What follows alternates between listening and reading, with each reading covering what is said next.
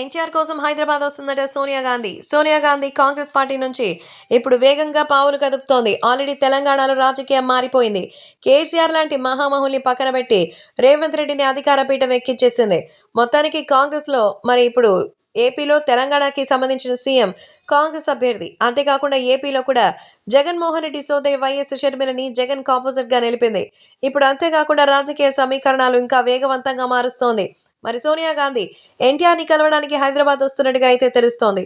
ఎందుకు అంటే ఇప్పుడు తెలుగుదేశంకి అలాగే ఎన్టీఆర్కి మధ్యలో ఒక బంధం ఏదైతే ఉందో అది ఈ మధ్య చాలా నెగిటివ్గా వెళ్తోంది. అందుకే కాంగ్రెస్ పార్టీలోకి ఆయన్ని ఆహ్వానించడానికి సోనియా గాంధీ స్వయంగా వస్తున్నట్టుగా తెలుస్తోంది. ఎన్టీఆర్కున్న క్రేజ్ గురించి ఆమెకు తెలుసు.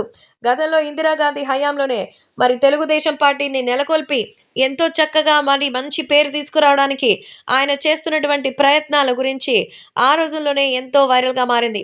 అందుకే మరి ఇందిరాగాంధీకి సంబంధించినటువంటి విషయాలపై మరి ఎంతగానో ఫోకస్ పెట్టినటువంటి ఆ రోజుల్లో రాష్ట్ర రాజకీయాలు ఇంకా అలాగే కొనసాగుతున్నాయని చెప్పొచ్చు. రాజకీయ వారసురాలిగా ఆమె నిలవలేకపోయినా కాంగ్రెస్ ప్రభుత్వాన్ని మాత్రం గద్దె దించడానికి ఒప్పుకోదు సోనియా. అందుకే ఇప్పుడు ఏపీలో వైఎస్ఆర్సీపీకి ధీటుగా ఇప్పుడు కాంగ్రెస్ పార్టీని తయారు చేస్తున్న నేపథ్యంలో ఎన్టీఆర్ని కాంగ్రెస్ పార్టీలోకి ఆహ్వానించడానికే ఆమె వస్తున్నట్టుగా తెలుస్తోంది. అందుకే జూనియర్ ఎన్టీఆర్ స్వయంగా కలవబోతున్నారట సోనియా. మరి వీళ్ళిద్దరి రాజకీయ కలయిక లేదంటే ఒక అభిమానిగా వస్తోందన్న విషయంపై తెలియాల్సి ఉంది.